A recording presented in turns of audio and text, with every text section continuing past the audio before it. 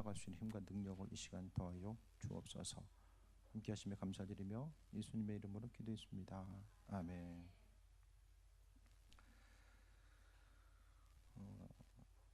시편의 내용들을 이제 분리하게 되면은 오늘 본문은 이제 하나님을 향한 감사와 찬송의 시로서 표현되고 있습니다.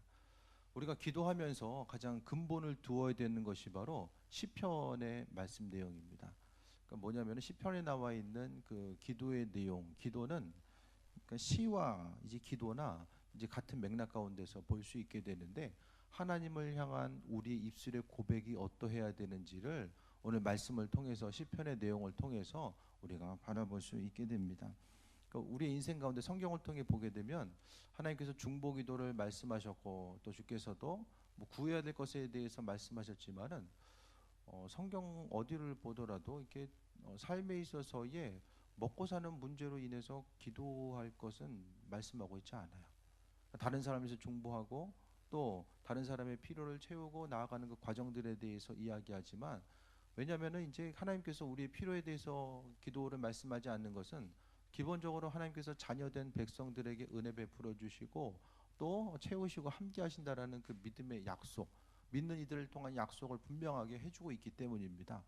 그렇기 때문에 우리가 입술을 통해서 가장 선행되어야 될 것이 바로 하나님 향해서 찬양하는 것, 기쁨과 감사의 고백, 찬양의 고백이 삶을 통해서 이제 묻어나야 된다라는 것에 대해서 말씀하고 있습니다. 66장 1절에 보면 온 땅이 하나님께 즐거운 소리를 낼지어다라고 말씀하고 있거든요.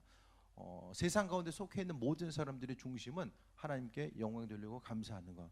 그런데 기도하다 보면은 하나님께 영광 돌리고 찬양하는 것보다는 내가 가지고 있는 그 문제 또 어려움에 대해서 한 번이라도 더 기도하는 것이 마음속에 있어서 조금 더 편안함의 요소로 다가올 수 있어요. 내가 이 문제가 있는데 이 문제 제쳐놓고 하나님께 영광 돌리고 그분께 감사하는 것이 이게 좀 맞는 일인가? 내 기도 제목을 계속해서 간구해야지만이 기도하고 나서도 뭔가 좀 기도한 것 같은 마음의 느낌과 생각이 들 수 있다라는 거예요. 하지만 그게 아니라 시편 기자들의 내용을 통해서 보게 되면 내 마음의 생각과 가지고 있는 그 중심 자체를 하나님께 모든 것에 대해서 내려놓고 그분께 말씀하고 있어요. 내 문제에 대해서 사람들에게 가서 이야기했을 때에 그 문제를 해결받고 나아가는 것이 쉽지 않습니다. 하지만 내 가장 그 마음속 깊은 곳에 있는 문제에 대해서 오직 주님께 내려놓고 아뢰고 또 교제하는 거죠. 성경은 하나님과 우리의 관계성을 부모와 자녀라고 분명하게 말씀해주고 있어요. 또 그분을 향해서 마음의 중심을 두고 또 그분의 이끄심 따라 살아가는 것이 우리에게 있어서의 소망이 되어야 됨에 대해서 말씀하고 있습니다. 그러면서 오늘 66장의 내용을 보면 하나님께 찬양하는 찬양시예요. 그런데 찬양함이 모든 일이 처음부터 끝까지 해가지고 쉽고 편안하다가 마지막까지 편안함으로 마무리된 것으로 인해서 찬양하고 있는 게 아니라는 거예요. 오늘 그 아동부 예배 시간에도 이제 감사에 대해서 이야기하는데 그 감사의 조건 중에 하나가 이제 이빨 닦는 것도 뭐가 있어야지 이빨을 닦아요? 이빨이 있어야 닦잖아요. 없으면 닦고 싶어도 못 닦아요. 엄마가 아마 아침에 잔소리하면서 일어나는데 그래도 깨워줄 엄마가 있으니까 어쨌든 아침에 일어나잖아요.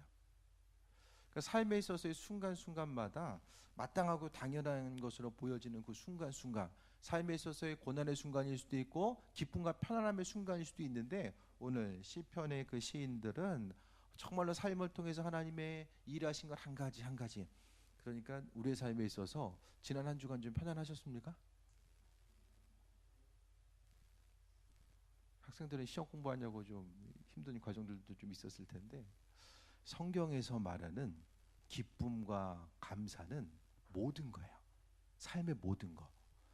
이것은 감사의 제목, 이것은 조금 어려움의 요소 그게 아니라 내 눈앞에 펼쳐진 신앙인들에게 있어 모든 것들은 다 감사의 제목입니다.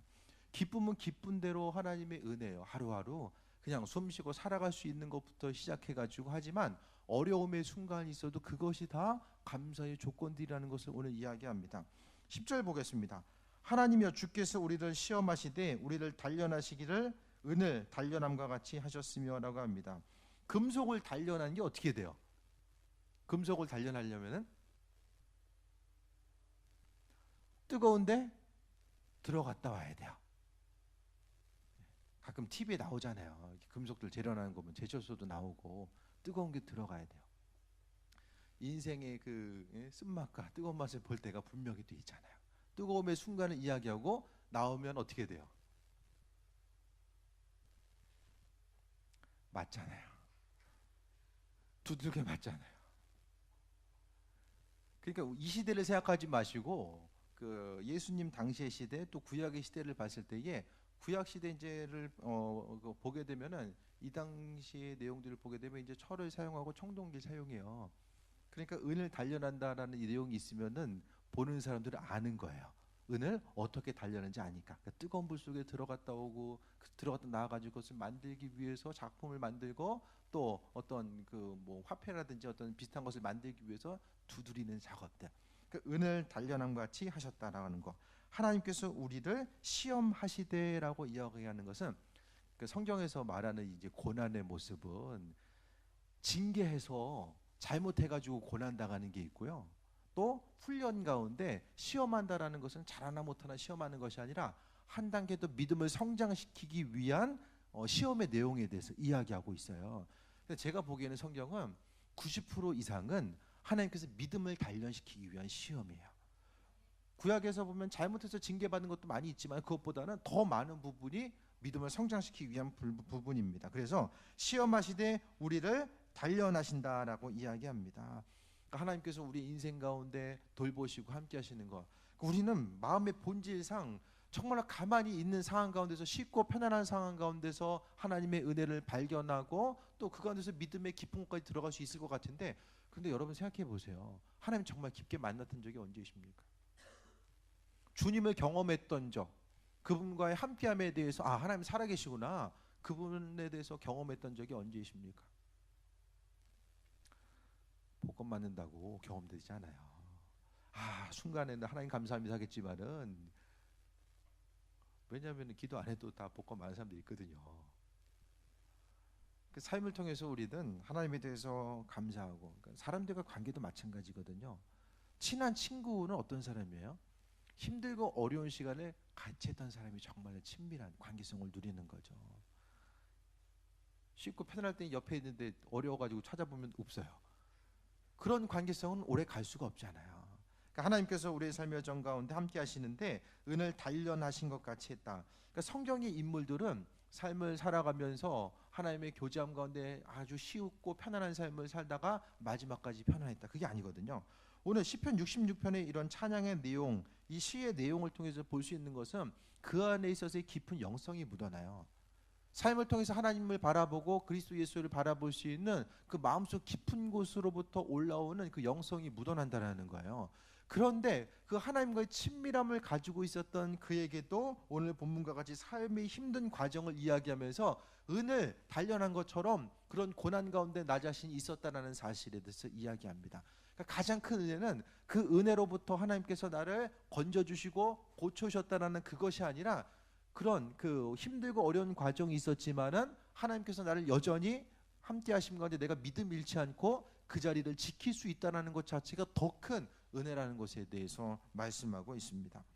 또 11절에 보면 우리를 끌어 그물에 걸리게 하시며 어려운 짐을 우리 허리에 메어 두셨으며, 처음에는 은을 이야기하고 그 다음에는 우리 자신이 그물에 걸려 있다라고 이야기합니다. 그물에 걸리면 어쩔 수가 없어요. 움직일 수도 없고 행할 수도 없는 그 그물에 걸린 상태, 또 심지어 짐을 갖다가 허리에 메어둔 상태, 움직이고 싶어도 자유롭게 움직일 수 없고 사방을 둘러보아 행할 수 있는 일들이 없는 그 안타깝고 절박한 상황 자체가 오늘 시편을 쓴 이 시인의 모습임을 이야기하고 있습니다. 그러니까 삶의 여정 가운데 제가 계속 말씀드리잖아요. 고난이 고난으로 그냥 끝나버리게 되면 힘들어요. 정말 힘든 거 외에는 아무것도 기억나지 않아요. 하지만은 정말 하나님께서 내 인생 가운데 나를 하나님의 자녀로 삼아주시고 은혜 가운데 베푸시고 함께 하셨는데 내 삶의 여정 가운데 왜 이와 같은 일들이 이렇게 펼쳐질까라는 생각을 해봐야 됩니다. 교회 가운데서도 교인들을 보게 되면 정말로 이 고난의 순간, 욥과 같이 고난의 순간을 통과한 사람들이 바로 하나님의 도우심, 그분과의 깊은 그 영성의 관계로 들어갔던 사람들임을 보게 됩니다. 그러니까 고난 없이 행하는 모든 것들은 다 거짓이에요. 돈도 쉽게 벌면은 다 없어져요. 놀면서 사귄 친구는 금방 또 없어져요. 힘들고 수고하며 어려움의 단계를 거쳐서 얻게 된 모든 것들은 가치가 있는 것과 마찬가지입니다. 삶에 있어서 힘들고 어려운 순간에 대해서 있었지만은 오늘 그 시의 종류에 보면은 탄원시가 있어요. 탄원시. 하나님, 내 정말 힘들고 어렵습니다. 내가 이렇게 어떻게 더 살 수 있겠습니까? 하나님의 탄원의 시가 있어요. 또 감사의 시도 있고 여러 가지가 있는데 오늘 모습은 감사와 찬양이 들어가요. 상황 자체는 정말 힘들고 어려운 상황, 그 상황이지만은 힘들고 어렵다는 것만 이야기하면서 끝내는 것이 아니라 바로 오늘 본문의 내용들이 하나님의 은혜에 대해서 바라보고 감사로서 시편, 이 시가 분류될 수 있는 것 자체가 바로 우리 심령 가운데 고난에 대한 자세가 무엇인지에 대해서 이야기하고 있습니다. 고난은 언제 끝납니까? 고난이 끝나는 시간. 죽으면 끝나요. 세상에서의 삶은 고난의 연속입니다. 살아봐서 아시잖아요. 많이 살아보셨으니까. 크고 작은 고난의 연속. 눈을 뜨고 세상을 살아가는 동안은 계속 그 고난은 계속 나타나게 됩니다. 하지만 고난에 대한 우리의 자세 자체는 그럼에도 불구하고 하나님을 찬송할 수 있기 때문에 고난이 있지만 그 고난 때문에 지옥을 사는 것이 아니라 하루하루 천국을 살아갈 수 있다는 것에 대해서 말씀드립니다. 12절에 사람들이 우리 머리를 타고 가게 하셨나이다. 우리가 불과 물을 통과했더니 주께서 우리를 끌어내사 풍부한 곳에 들이셨나이다. 이제 그 고난을 통과하다 보니까 이제 전환점이 나타나게 돼요. 사람들이 우리 머리를 타고 가게 했다라는 것은 이 전쟁 가운데서 이제 머리가 눌리고 고난받는 거, 그런 모습일 수도 있고, 극한 상황 가운데서 머리도 제대로 못 움직일 정도의 그 극한 상황 자체에 대해서 이야기하는 순간순간일 수 있다라는 거예요. 그러니까 하나님의 도우심과 인도하심을 통해 살아가는 우리의 삶의 중심은 그 무엇보다도 그분의 도우심을 통해서 불과 물을 통과하는 것. 성경에서의 불과 물은 어떤 고난과 어려움의 이제 상징적인 모습이거든요. 그것을 통과했더니 우리를 끌어내서 풍부한 곳에 들이셨나이다라고 합니다. 사람이 이제 어려움의 순간을 통해서 하나님은 그 은을 재련했을 때에 그 뜨거운 곳에 집어넣는 것은 불순물을 제거하는 거잖아요. 삶의 여정 가운데 우리가 분명히 제거되어야 될 것들이 있어요. 우리의 삶의 전체를 통해서 버려야 될 것들, 제거해야 될 것들이 분명하게 존재합니다. 인격적으로 좀 더 성숙하기 위해서 신앙의 온전한 단계로 나아가기 위해서 버려야 될 것들이 분명히 있다라는 거예요. 버려야 될 것들 없으십니까? 다 있어요. 아무리 성숙한 사람이라고 할지라도 다 있게 됩니다. 그런데 그 부분에 대해서 성경을 통해서 볼 수 있는 자신이 가지고 있는 불순물이 제거되는 것은 고난이라는 순간을 통해서 통과되었을 때에 비로소 그것을 통해서 하나님의 도우심을 통해서 믿음으로써 성숙하는 그 온전한 삶을 살아가게 된다라는 것에 대해서 말씀은 언급하고 있습니다. 순간순간마다 고난 외에 다른 방법으로 여러분 할 수 있을 것 같은데 그게 말처럼 쉽지 않다라는 거예요. 삶에 있어서의 고난의 순간과 어려움. 그러니까 20대, 10대, 20대에서 믿음의 깊은 분량, 30대에서 들어가기 힘든 이유가 뭘까요? 그만큼 덜 살았기 때문에 인생의 고난이 무엇인지를 많이 경험하지 못하는 거죠. 그러니까 신앙의 온전한 깊은 곳에서의 온전한 영성은 거의 다 고난으로부터 출발하게 됩니다. 그게 아니면 예수님께서 이 땅에서 고난받을 필요가 없었겠죠. 주께서도 고난을 통해서 더 깊은 단계, 하나님의 의지하는 깊은 단계까지 들어갔음을 보게 됩니다. 13절 봅니다. 내가 번제물을 가지고 주의 집에 들어가서 나의 소원을 주께 갚으리이다라고 합니다. 번제물을 가지고 주께 갚으리이다라고 하면서 14절에 이는 내 입술이 낸 것이요 내 환난 때에 내 입이 말한 것이니이다라고 합니다. 두 가지 의미성을 볼 수 있게 돼요. 삶에 있어서 힘들고 어려운 순간에 있을 때에 애들한테도 좀 급하면은 이거 하면 이거 해줄게 이야기하잖아요. 거래를 하잖아요. 오늘 시평이 잘 급했나 봐요. 그래서 하나님께 내 마음에 서원 기도를 한 거야. 하나님, 이 문제 좀 해결해 주시면은 내가 이렇게 하겠습니다. 그렇게 이제 서원으로서 하나님께 나아갔던 것 같아요. 그래서 서원 기도했던 것에 대해서 하나님의 응답이 있었고 그것을 통해서 하나님의 도우심과 인도하심을 이 경험하는 이 순간순간이 되었던 것에 대해서 보게 됩니다. 그러니까 우리가 정말로 급할 때에 성경에서 보면 이 서원 기도했던 모습들이 이제 몇 군데 나오게 되거든요. 우리가 하나님의 도우심과 인도하심, 그분의 주인 되심에 대해서 고백하면서 서원기도하면서 나아가는 부분이 있고, 또 한 가지는 예배의 모습입니다. 하나님을 향해서 서원한 것을 주께 갚는다라는 것은 어떤 그 예배로서 주님께 더 나아가고자 하는 것, 그러니까 믿음으로 승리하고 아버지께 예배로서 나아가는 그 중심을 더욱더 세워 나가겠다라는 것을 말씀하고 있어요. 15절에 보면 내가 순양의 향기와 함께 살찐 것으로 주께 번제를 드리며 수소와 염소를 드리리다라고 이야기합니다. 삶의 순간, 어려운 순간을 통해서 예배하는 자라고 오늘 본문을 보게 됩니다. 그러니까 삶을 통해서 하나님께서 정말로 원하시는 것은 예배의 자입니다. 우리가 아까 찬양을 통해서 주님께 영광 돌렸던 것처럼 예배자 한 사람 한 사람을 찾으시는 거예요.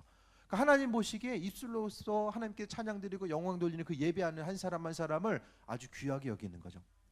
성경을 통해서 고난의 순간을 통해서 하나님께서 이루시고자 하는 목적이 있거든요. 하나님이 여러분에게 이제 고난이 있다라고 가정을 해봐요. 그러면 하나님께서 이 고난을 통해서 이루시고자 하는 것들이 무엇일까? 그것에 대한 분명한 목적 자체가 있을 거잖아요. 고난에도 이유가 있어, 분명한 목적이 있어 이야기하는데 그 목적이 뭘까? 그거 생각해 보셨어요? 지금 힘들지만 이거 지나가면은, 이 고난을 지나가면은 뭐 세상적으로 힘들고 어려운 것들, 물질적인 어려움, 관계 어려움이 이거 고난 통과하면 다 풀려진다. 어려움 가운데서 그 문제가 해결되는 것이 고난의 목적입니까?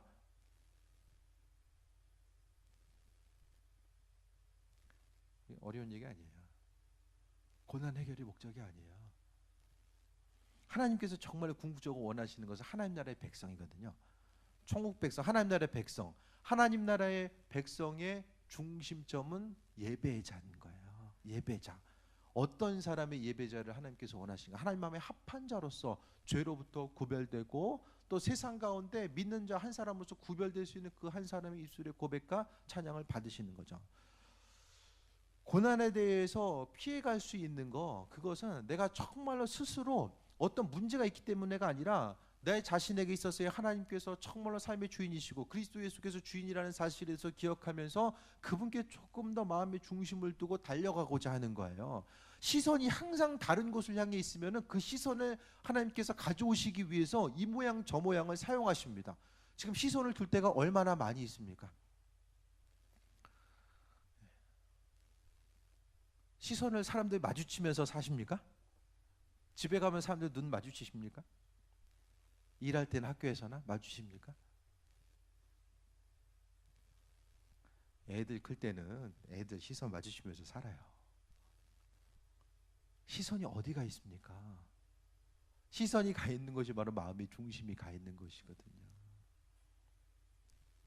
하나님께서 고난의 목적 자체는 바로 여기 나와 있는 것처럼 하나님께 감사와 찬양으로서 영광 돌리는 한 사람 한 사람, 삶에 있어서의 순간순간마다 감사하는 사람, 그 사람을 통해서 하나님께서 영광 받으시고 인도하시고 함께 하신다라는 거예요.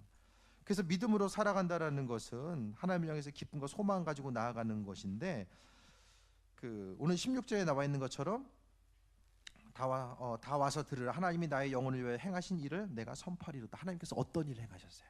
고난도 주셨잖아요. 고난과 힘들고 어려운 순간 가운데 있었지만은 그 가운데서 하나님께서 기쁨과 소망함이 넘치게 하셨다라는 거. 그런데 오늘 본문의 말씀을 통해 보게 되면은 그물에 걸리는 상황들, 또 짐을 허리에 메어두게 되는 상황들, 은과 같이 단련되는 그 상황들 자체가 문제들이 다 모든 것이 해결됐다라는 그 내용 자체는 정확하게 나오지 않아요. 지금 모든 문제가 해결됐기 때문에 하나님께 찬송하는 것인지, 문제는 있지만은 문제 가운데서 사도 바울이 그리스도 예수, 정말 삶의 고난을 통해서 약할 때 자신이 강함이라고 고백했었던 하나님을 경험하는 그 모습, 고난 가운데 그분을 더욱더 깊이 깨달아 알았었기 때문에 감사 찬송이 나오는가? 정확하게 나오진 않지만 중요한 것은 문제가 해결됐든 해결되지 않았든 오늘 본문에 나오는 이 시편, 이 시인에게 있어서 그것은 별로 문제가 되지 않는 거예요. 이제는. 왜냐하면은 삶에 있어서 오늘 기쁨의 마무리 자체, 그것이 바로 하나님의 도우심과 인도하심 가운데 있기 때문에, 그러니까 기도의 귀를 기울이시고 함께 하신 내용이 문제 해결에 있는가, 아니면은 여전히 어떤 상황과 형편 가운데서도 하나님의 도우심과 인도하심을 통해 살아가고 있는가, 그 부분에 대해서 이야기합니다. 삶은 살아가면 살아갈수록 더 사람은 외로워지고 몸과 마음은 약해지고 살면 살수록 이제 고장나는 데는 한 군데씩 더 생기잖아요. 인생은 고난의 연속이라고 다 이야기합니다. 하지만 성경은 다른 이야기를 하고 있어요. 기쁨과 소망함, 그분의 은혜 가운데 충만한 삶, 그 모든 것들을 이야기하거든요. 17절 봅니다. 내가 나의 입으로 그에게 부르짖으며 나의 혀로 높이 찬송하였도다. 부르짖음이 나오고 찬송이 나옵니다. 그러니까 결국 찬송하는 것, 부르짖음의 중심 자체는 그러니까 두 가지죠. 먼저 기도예요. 기도의 모습. 기도함을 통해서 주께 영광 돌리고 그분의 도우심과 인도하심에 대해서 바라보는 온전한 삶의 모습 자체를 이야기하게 됩니다. 네, 이제 다시 한번 정리합니다. 앞에 보세요. 앞에 보세요. 네. 시선을 마주쳐야 돼요. 시선을. 네, 시선을 눈 좀 크게 뜨시고 앞에 보시기 바랍니다.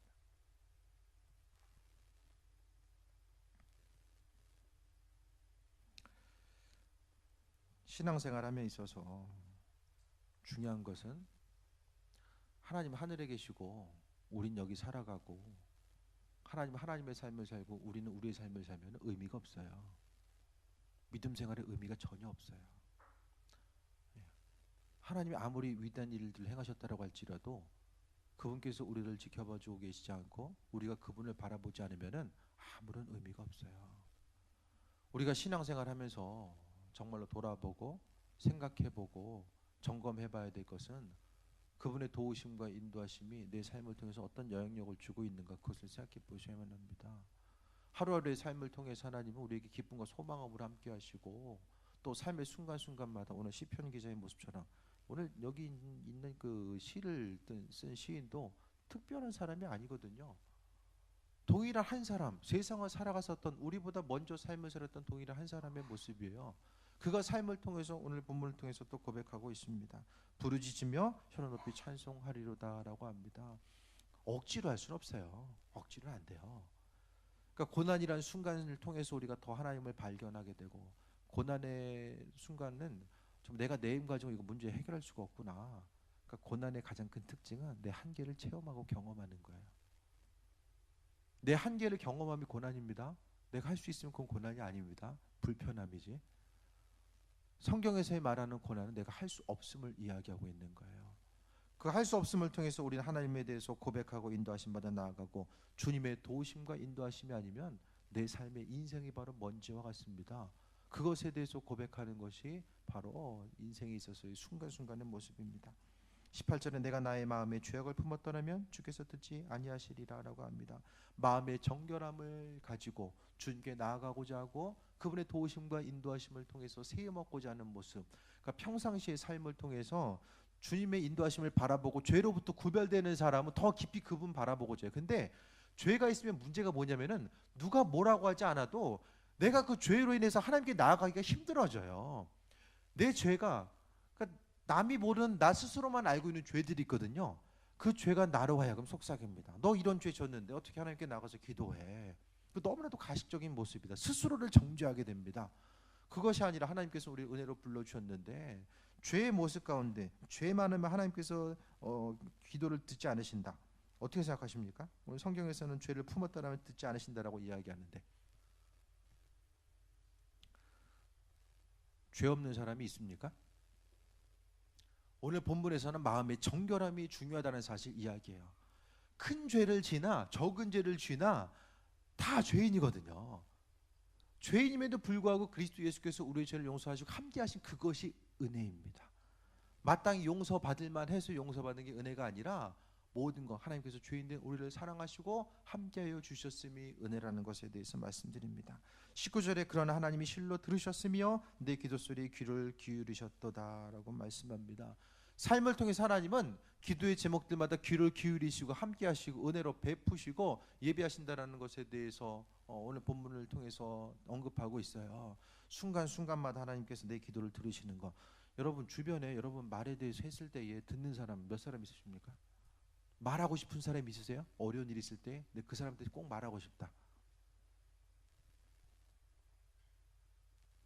말 들어주는 사람 있습니까?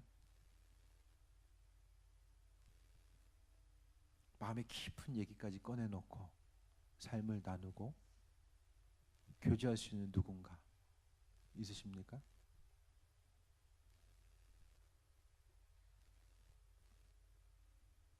대부분 없을 거예요. 어느 정도의 마음의 생각은 나눌지 모르겠지만은 삶의 깊은 곳까지 나눌 수 있는 사람 없거든요. 왜냐하면은 사람이 스스로 가지고 있는 죄성이 그것을 나누지 못하게 해요. 예. 또 나눈다라고 할지라도 해결책과 방법이 그 안에 있으면 나누겠죠. 하지만 그것을 세상 가운데 오늘 확신할 수 없어요. 얘기를 들어주는 사람도 언제까지 들어줘요? 계속 그 똑같은 얘기 듣다 보면 부담스럽죠. 말하는 사람도 부담스럽고 듣는 사람도 부담스러워져요. 하지만 우리가 기도했을 때에 언제 어디서 기도하든지 간에 하나님께서는 기도에 귀를 기울이신다라고 말씀하고 있어요. 우리에게서 가장 큰 문제는 기도하지 않는 거예요. 하나님 기도에 대해서 응답하고 안 하고는 나중 얘기예요. 기도해야지 응답하고 안 하고가 의미가 있죠. 20절에 하나님을 찬송하리로다. 그가 내 기도를 물리치지 아니하시고 그의 인자심을 내게서 거두지도 아니하셨도다라고 합니다. 하나님의 인자심과 예비하심과 함께 하심은 우리 가운데 있고 우리가 그것을 덧입고 살아가고 있어요. 삶의 순간순간마다 내일 하루 어떤 일이 어떻게 펼쳐질지 우리는 아무도 몰라요. 내일의 삶의 여정 가운데 최소한 오늘하고도 비슷하게만 살아가면 그냥 마땅하고 당연하게 여기고 오늘보다 나아질 가능성이 조금 있으면 감사할 수 있겠죠. 하지만 오늘보다 어려운 순간이 있다라고 할지라도 그 안에서도 감사할 수 있는 것이 우리 신앙인의 모습이고 중심이 되어야 됩니다. 환경 따라서 하나님께서는 그 어려움, 고난을 위한 고난 주시지 아니하시고 그 가운데서 기쁨과 소망과 감사와 찬송에 나아가는 것, 주님께서 내게 베풀어 주신 모든 일이 다 감사이고 다 은혜다라고 믿음으로 고백하고 나아가는 그 중심이 우리의 심령 가운데 날마다 풍성함으로 되어야 된다는 것을 말씀드립니다. 여러분의 삶의 여정 가운데 베풀어 주신 것들 잘 점검해 보세요.